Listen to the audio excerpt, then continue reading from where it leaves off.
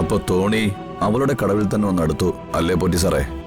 അങ്ങനെ പൂർണ്ണമായി വന്നെടുത്തു എന്ന് പറയാറായിട്ടില്ല. ഒരു വിധത്തിലെല്ലാം കരക്കെത്തിച്ചു എന്ന് വേണമെങ്കിൽ പറയാം. മാനിപ്പുലേഷൻസ് ഒരുപാട് നടത്തിയിട്ടുണ്ട്. രജിസ്ട്രാർ അവന്തികയുടെ സ്വന്തം ആളായതുകൊണ്ടാണ് എല്ലാം ഇത്ര പെട്ടെന്ന് നടന്നത്. പക്ഷേ ഇതെല്ലാം അവളുടെ പേരിൽ തന്നെ വേണമായിരുന്നോ എന്നാണ് എന്റെ ഒരു സംശയം. അയ്യോ, മറ്റൊന്നും കൊണ്ടല്ല. അവളൊരു പെണ്ണല്ലേ. കയ്യിലേക്ക് വരാൻ പോകുന്നത് എത്ര കോടിയുടെ സ്വത്താണെന്ന് അറിയാലോ. ഇതൊക്കെ ഒറ്റയ്ക്ക് നോക്കി നടത്താൻ അവളെ കൊണ്ട് പറ്റുമോ എന്നാണ് എന്റെ സംശയം. വിളിച്ചിട്ട് കിട്ടുന്നില്ലല്ലോ. നേരത്തെ വിളിച്ചപ്പോ കോടതിയിൽ നിന്ന് ഇറങ്ങിയെന്നാ പറഞ്ഞത്.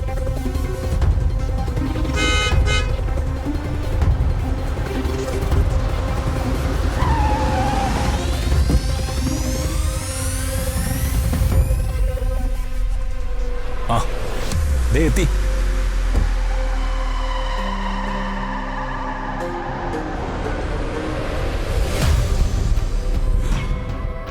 എന്തായി കോടതിയുടെ കാര്യം?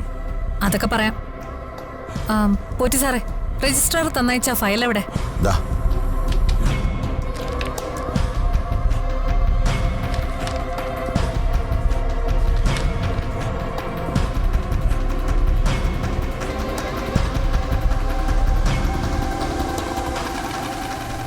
ഇപ്പോ നിനക്ക് സന്തോഷമായോ? വരുന്ന വഴിക്ക് രജിസ്ട്രാർ എന്നെ വിളിച്ചിരുന്നു. അയാളും എന്നോട് ഇതന്നെ ചോദിച്ചു. പക്ഷേ എന്റെ സന്തോഷം പൂർണ്ണമാണെങ്കിൽ നെല്ലിശ്ശേരി വീട് ഇടിച്ചു പൊളിച്ച് തകർത്ത് തരിപ്പണാക്കണം. അത് കണ്ടാ മാത്രമേ എന്റെ മനസ്സ് നിറഞ്ഞെനിക്ക് സന്തോഷിക്കാൻ പറ്റൂ. അതിനി വലിയ താമസമില്ല. ഇതില് എവിടേക്കാ ഞാൻ ഒപ്പിടേണ്ടത്? അതിൽ അവന്തികയുടെ പേരെഴുതിയിട്ടുള്ള എല്ലാ സ്ഥലങ്ങളിലും ഒപ്പിടണം. രജിസ്ട്രാറുടെ മുമ്പിൽ വെച്ച് ഒപ്പിടേണ്ടതാണ് ഈ ഡോക്യുമെന്റ്. എനിക്കിപ്പോഴും മനസ്സിലാവാത്ത ഒരു കാര്യമുണ്ട്.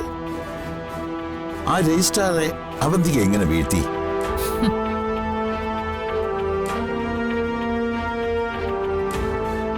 പണം പച്ച വെള്ളം പോലെ വാരി ഒഴുക്കി.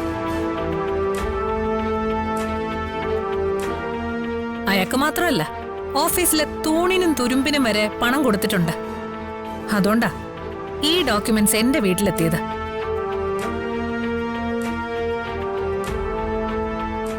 വക്കീലേ, ഈ കളി അവന്തിക ജയിക്കാൻ വേണ്ടി മാത്രം കളിക്കുന്നതാ. എന്റെ അച്ഛന് വേണ്ടിയുള്ള ബലിതർപ്പണമായത്.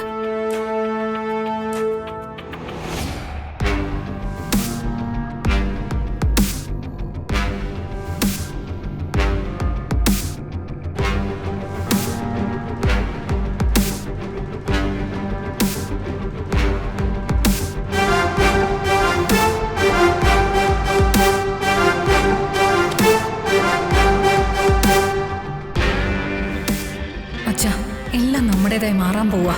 അച്ഛനെ ചതിച്ചവർ അടിവേരിളകി വീഴാൻ പോവാ.